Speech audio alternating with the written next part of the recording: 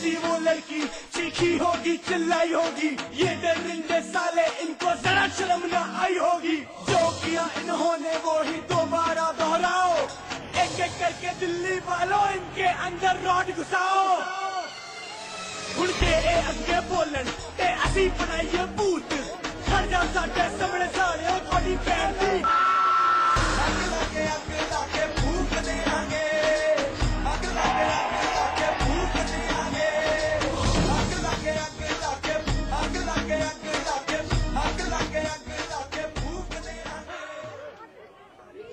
ये देखिए, ये है वो दर्द, ये है वो गुस्सा। राजेश त्रिपाठी जी, अगर अब नहीं तो कब? बड़ा सवाल ये है, बलात्कारियों को फांसी दो, ये इस देश का संविधान भले ही इजाजत ना देता हो, लेकिन इस देश के एक नागरिक होने के नाते इंडिविजुअली ये मेरी राय जरूर है। इसमें मैं एक बात कहूं, ये भी भ्रम साफ होना चाहिए, अपराधी को क्या सजा दी जाए इसका संविधान से लेना देना नहीं। ये सरकार इंपावर्ड है अध्यादेश लाने के लिए, कानून बनाने और के लिए। अध्यादेश घंटों में आता है। राजेश त्रिपाठी सहमत होंगे, गोविंद राजू सहमत होंगे।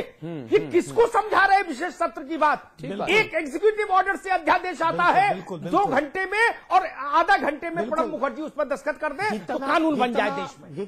कैसी बात हो रही? बड़ा सवाल यहां पर यह है कि जब अपनी तनख्वाह बढ़ाने की बात आती है, तब हर तरह के जो बिल हैं, विधेयक हैं, आदेश हैं, वो पारित हो जाते हैं। लेकिन जब पूरा जनमानस बलात्कारियों को कड़ी सजा, फांसी देने की बात कर रहा हो, तब हमारे नेता सोते रहते हैं। ये बहुत बड़ा सवाल है, और आज नहीं तो कल सत्तारूढ़ दल को इसका जवाब देना पड़ेगा। गोविंद जी, बहुत शुक्रिया आपका। सिन्हा साहब, त्रिपाठी जी, आप तीनों का बहुत शुक्रिया। और त्रिपाठी जी, आप तो पत्रकार भी रहे हैं और बहुत क्रांतिकारी पत्रकार रहे हैं, मुझे ये भी पता है आपके बारे में।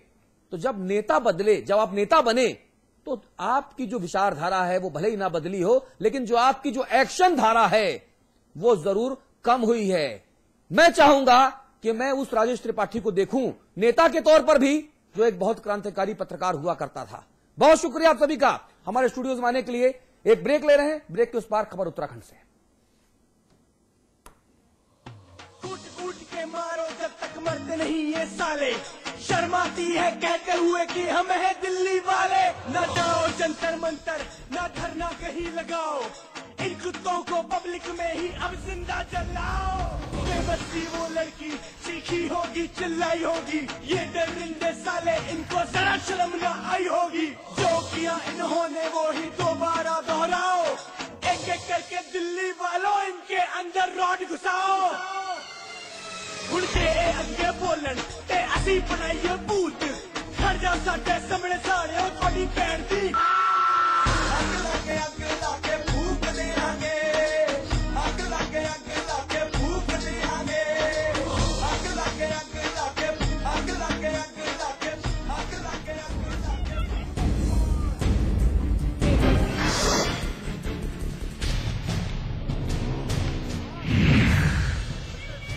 मोती हर महफूज रहेगा, हर चेहरे पर नूर बहेगा, मजबूत इरादों के संग ही हर मजहब खुशहाल रहेगा। मजबूत इरादे और महान संकल्प के साथ ही उत्तराखंड के मुख्यमंत्री माननीय विजय बहुगुणा ने अल्पसंख्यकों के हितों में कदम उठाया है। हमारे प्रदेश में बहुत ही सौहार्द है धर्मों में, जातियों में, इसलिए अलग से एक मंत्रालय बना करके मैंने उसको अपने साथ रखा है। सिख भाई हैं, मुस्लिम भाई हैं, क्रिश्चियन हैं, उनके लिए विकास की योजनाएं जो आ रही हैं उन पर गति भी आएगी और उनके लिए और विकास के रास्ते शासन सोचेगी, जिसके लिए हम कटिबद्ध हैं। मुख्यमंत्री के नेतृत्व में 12वीं कक्षा पास करने पर अल्पसंख्यक गरीब कन्याओं को 25,000 रुपये की प्रोत्साहन राशि, कलियर शरीफ को अजमेर शरीफ की तर्ज पर विकसित करना, अल्पसंख्यक वर्ग में शिक्षा को बढ़ावा देने के लिए मौलाना आजाद फाउंडेशन की स्थापना भी की है। सरकार के इस कदम से अल्पसंख्यकों को भी आगे बढ़ने के समान अवसर मिले। मजबूत इरादे, संकल्प महान, उत्तराखंड की नई पहचान। आज ली क्या? इंटरेस्टिंगली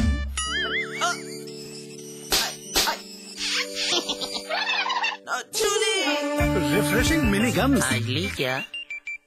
माँ और नवजात शिशु के स्वास्थ्य की सुरक्षा, प्रसव पूर्व, प्रसव दौरान और प्रसव उपरांत करते हम रक्षा। प्रसव पूर्व से प्रसव होने तक निरंतर निःशुल्क पंजीकरण, निःशुल्क दवाइयाँ, जांच, आहार, रक्त, टीकाकरण, परिवहन व ऑपरेशन की सुविधा पाएं। प्रसव उपरांत जच्चा बच्चा को घर तक छोड़ने की निःशुल्क व्यवस्था, 1 माह तक के बीमार शिशु का निःशुल्क उपचार। गर्भवती माँ और नवजात शिशुओं के अच्छे स्वास्थ्य के लिए समर्पित ये कार्यक्रम न केवल सुरक्षित प्रसव का आश्वासन देता है, बल्कि नवजात शिशु मृत्यु दर को भी कम करने को आशान्वित करता है। इस कार्य में आशा बहन प्रसव पूर्व से प्रसव उपरांत तक निरंतर सहयोग करती हैं। आशा बहन से संपर्क कर प्रसूता को स्वास्थ्य केंद्र लाएं और उत्तराखंड का भविष्य निरोगी बनाएं। केंद्र सरकार के पूर्ण सहयोग से उत्तराखंड राज्य सरकार द्वारा जनहित में क्रियान्वित जननी शिशु सुरक्षा कार्यक्रम, जननी और नवजात शिशु का सुरक्षा कवच, मजबूत इरादे, संकल्प महान, उत्तराखंड की नई पहचान। रजनीगंधा का कोई मुकाबला नहीं। इसमें है बहुमूल्य प्राकृतिक रूप केवड़ा, पवित्र शीतल चंदन तेल, अव्वल दर्जे का गुणकारी कत्था, खास खुशबू वाली इलायची, उम्दा क्वालिटी वाली जायकेदार सुपारी। रजनीगंधा का कोई मुकाबला नहीं। हम रजनीगंधा खाने वाले गहरी गहरी चीजों को मुंह नहीं लगाते। इसमें तंबाकू बिल्कुल नहीं, इसीलिए तो मैं भी खाती हूँ।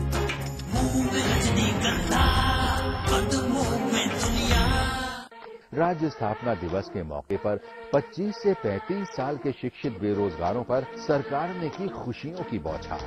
रोजगार सह कौशल विकास भत्ता का किया ऐलान। रोजगार भत्ते के लिए आवेदन की प्रक्रिया भी है बेहद आसान। सेवा योजन कार्यालय में आवेदन पत्र भरकर जमा कराएं और नजदीकी राष्ट्रीय या क्षेत्रीय ग्रामीण बैंक में बचत खाता खुलवाएं। आइए इस योजना का लाभ उठाएं। उत्तराखंड सरकार आपके साथ हर बार।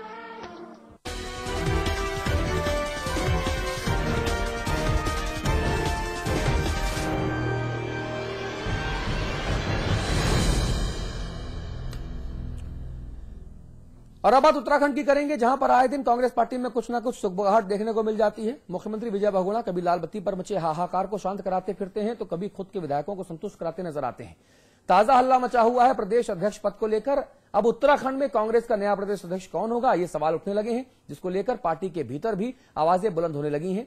मुख्यमंत्री बहुगुणा के सामने दिक्कत यह है कि अब इनको शांत कराएं तो कराएं कैसे, यानी पार्टी की गुटबाजी एक बार फिर से हर किसी के सामने आ गई है। अब बड़ा सवाल यह उठता है कि आगे आने वाले वक्त में लोकसभा चुनाव हैं, अगर पार्टी ऐसे ही अपनी अंदरूनी राजनीति में उलझी रहेगी तो प्रदेश की राजनीति भला कौन संभालेगा, कांग्रेस पार्टी की। इस मुद्दे पर बात करेंगे। कांग्रेस के प्रवक्ता राजीव महर्षि हमारे देहरादून स्टूडियोज पहुंच चुके हैं। राजीव जैन साहब हैं, आपसे भी हम इस बारे में बात करेंगे। कांग्रेस के 2 प्रवक्ता इस वक्त हमारे साथ हैं, वाह ये बहुत अच्छा संयोग है। और अमिताभ अग्निहोत्री जी हमारे साथ हैं और हमारे रेजिडेंट एडिटर अविकल थपलियाल हमारे साथ जुड़ रहे हैं। आप सभी लोगों से हम एक इस मुद्दे पर चर्चा करेंगे। तो उत्तराखंड में कौन होगा कांग्रेस का नया प्रदेश अध्यक्ष, इसको लेकर पार्टी में खींचतान शुरू हो गई है।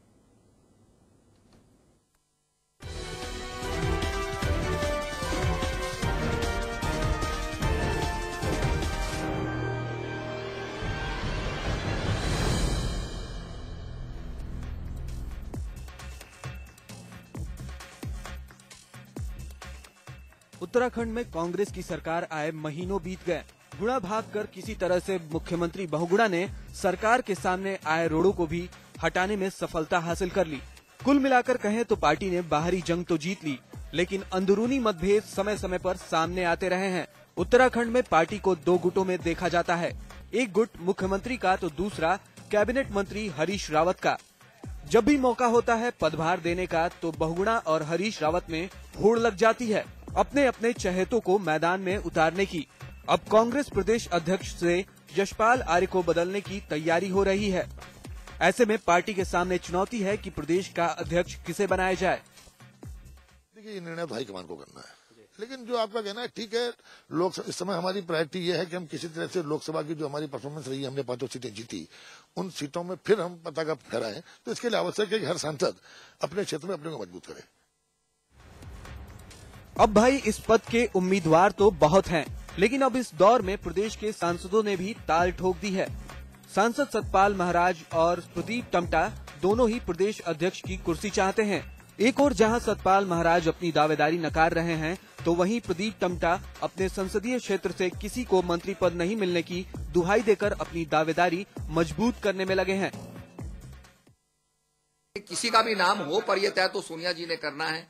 सोनिया गांधी जी सक्षम है, हमारी राष्ट्रीय अध्यक्षा है, और उनकी जो बात होगी वो मानी जाएगी। मैं नहीं कह सकता मेरा नाम, मैं नहीं कह सकता मेरा नाम तय हो गया, पर जो भी सोनिया गांधी जी का निर्णय होगा उसका सम्मान किया जाएगा। मैंने पहले भी कहा, मैं प्रदेश अध्यक्ष की दौड़ में न हूँ न रेस में हूँ, तो निश्चित रूप से, और मेरे संसदीय क्षेत्र में तो एक भी कैबिनेट में नहीं है, तो इसलिए वहाँ पर हमारे पास बहुत ऐसे लोग हैं, विधायक भी हैं, नॉन विधायक भी हैं, जो इस राज्य का प्रतिनिधित्व कर सकते हैं। प्रदेश अध्यक्ष पद को लेकर पार्टी में एक बार फिर से मतभेद उभरने लगे हैं। सांसद अपनी लॉबिंग में पूरी तरह से लगे हुए हैं, तो आगामी लोकसभा चुनाव भी एक चुनौती की तरह पार्टी के सामने है। बहरहाल प्रदेश अध्यक्ष की कुर्सी किसकी होगी, इसका फैसला तो 10 जनपद से ही होगा। कांग्रेस प्रदेश अध्यक्ष की दौड़ में अब कांग्रेस के सांसद भी शामिल हो गए हैं। सांसद सतपाल महाराज व प्रदीप टमटा गाहे बगाहे अपनी इच्छा भी जाहिर कर देते हैं, लेकिन उनके सामने कांग्रेस के कार्यकर्ता ही विरोध के रूप में खड़े हो गए हैं। कार्यकर्ताओं का साफ कहना है कि सांसद ही करें, प्रदेश अध्यक्ष का ख्वाब छोड़ दें। कैमरामैन पवन के साथ मैं पंकज पवार, देहरादून समाचार प्लस। अरे अविकल भाई, किसको बनवा रहे हैं अध्यक्ष? हम भी यही कहेंगे कि जो सोनिया जी कहेंगी करेंगी वही होगा। फिलहाल तो 2 कांग्रेसी मेरे अगल बगल बैठे हैं। अच्छा ये बताइए, आने वाले दिनों में आपके नाम जाके भी कांग्रेसी लगा हो सकता है क्या? क्योंकि भाषा आप ऐसी बोल रहे हैं। नहीं, हम तो आपके साथ हैं। मजाक कर रहा हूं भाई, हम आपके साथ हैं, अमिताभ जी के साथ हैं और हमेशा रहेंगे। अच्छा, 2 राजीव हमारे साथ हैं, 2 राजीव हमारे साथ हैं। एक राजीव महर्षि हैं, एक राजीव जैन साहब हैं। जैन साहब, पहले मैं आपके पास आऊंगा। अच्छा बताइए, आप किसको बनवा रहे हैं? देखिए, निश्चित तौर पे अविकल भाई ने जो कहा है, हमारे यहाँ कांग्रेस में हाईकमान ही तय करते हैं कि महर्षि जी, कौन अध्यक्ष अब आप ये बात कहेंगे तो फिर चर्चा में किससे करूं? कौन मुख्यमंत्री होगा। और निश्चित तौर पे जहां तक बनवाने की बात है, कार्यकर्ता तो ये चाहता है कि उसका नेता अध्यक्ष हो, निश्चित तौर पे, लेकिन ये अधिकार हमारी अध्यक्षा श्रीमती सोनिया गांधी जी को है। नेता, उसका कार्यकर्ता का नेता कौन है, उसका नाम तो बताइए। इनके लिए तो हरीश रावत जी हैं, इनके लिए हरीश रावत जी हैं। जैन साहब मुस्कुरा रहे हैं। जैन साहब बोलिए। रावत जी तो केंद्र में कैबिनेट मिनिस्टर के पद पे है, निश्चित तौर पे वहाँ नहीं, आपके तो नेता हैं, आपके नेता हैं। अच्छा काम, अच्छा मेरे नेता तो यशपाल आर्य भी है, मेरे नेता सोनिया गांधी भी है, मनमोहन सिंह भी है। अच्छा, महर्षि जी आवाज आ रही है? जी नमस्कार। नमस्कार भैया, किसको बनवा रहे हैं अध्यक्ष? अब जो 2 जवाब आए हैं अविकल भाई के और जैन साहब के, अगर वही जवाब आपका है तो मैं चर्चा किससे करूं? मुझे सवाल बता दीजिएगा फिर आप। देखिए, पहली बात तो यह है कि अभी तक कोई इस तरीके की बात हमारे राष्ट्रीय स्तर पर कांग्रेस पार्टी ने नहीं उठाई। अच्छा। और बदलने ना बदलने की जो बात है वो उसका अभी इसलिए तो मतलब गांव बसाना ही लुटेरे पहले आ गए क्या? अब ये तो देखिए, आपका अपना वो है, लेकिन मत है, लेकिन मेरा ये कहना है कि जब तक हमारी जो लीडर हैं, हमारी जो नेता हैं माननीय श्रीमती सोनिया गांधी जी, तो नहीं वो तो ठीक है, आपकी जो नेता है वो तो ग्राम पार्षद से लेकर और प्रधानमंत्री तक तय करती है, तो मुझे पता है, ये मैंने पढ़ा भी था। मैं सिर्फ आपसे ये पूछ रहा हूं, तो फिर इतने अंदर खाने मारामारी क्यों? टमटा साहब कुछ और कह रहे हैं, सतपाल महाराज साहब कुछ और कह रहे हैं, हरीश रावत मुस्कुराते हैं, जैन साहब मुस्कुराते कुछ कहते हैं, अविकल भाई तंज कसने के रूप में हमारे सामने नजर आते हैं, और आप एकदम सपाट। तो फिर इतने सारे रंग रूप क्यों? देखिए, लोकतंत्र में सबको अपनी अपनी बात कहने का अधिकार है। हाँ। निश्चित तौर पर अगर हमारे जो माननीय सांसद हैं टमटा जी, हाँ। यदि वो उसे क्लेम करते हैं, हाँ। तो लोकतंत्र में उनको अधिकार है, वो कर सकते हैं। हाँ। इसी तरीके से हमारे जो माननीय सांसद सतपाल महाराज जी हैं, बहुत ही वरिष्ठ हमारे नेता हैं, वो अगर उसमें क्लेम कर रहे हैं या वो कहते हैं, तो निश्चित तौर पर उनको भी उसका अधिकार है। लेकिन यशपाल आर्य जी को कोई दिक्कत नहीं है, ये आप कह रहे हैं ना? चाहूंगा कि फैसला जो भी है वो हमारी हाईकमान लेगी। जी नहीं, यानी कि यशपाल आर्य जी को कोई दिक्कत नहीं है आपके हिसाब से, जो आप कह रहे हैं, मुझे ऐसा लग रहा है। देखिए, जब तक कोई बात सामने नहीं आती है, हाँ। तब तक कैसे कहा जा सकता है कि बदलने की कोई बात है? जब तक कहीं से कोई इस तरीके की बात नहीं उठती है, या कोई हमारे सीनियर लीडर्स, हमारे जो दिल्ली में नेता हैं, जब तक वो इस बात को नहीं उठाते हैं, इस चीज को नहीं तय करते हैं कि हाँ भाई अब जो है ये चेंज किया जाएगा, ये परिवर्तन किया जाएगा, तब तक इस पे कैसे जो है हम कोई टिप्पणी कर सकते हैं? महर्षि जी, मेरा अनुभव ये कहता है कि वो मुनादी कभी नहीं बजेगी, और बजेगी भी तो कम से कम आप और राजीव जैन जी के कान तक नहीं आएगी, है ना? कि एक से सुन तो लो भाई। और जब जिस दिन चेंज होना होगा उस दिन आपको भी टेलीविजन से ही पता लगेगा, माफ करिएगा, है ना? जैसे इसलिए ये बात ठीक नहीं कि कोई बात तो आए। अग्निहोत्री जी सुनिए तो, अरे भाई ये जो चर्चा है इसको बल मिला वीरेंद्र सिंह जी के बयान से। वीरेंद्र सिंह जी ने एक बयान दिया था कि यशपाल आर्य जी के पास क्योंकि मंत्री पद है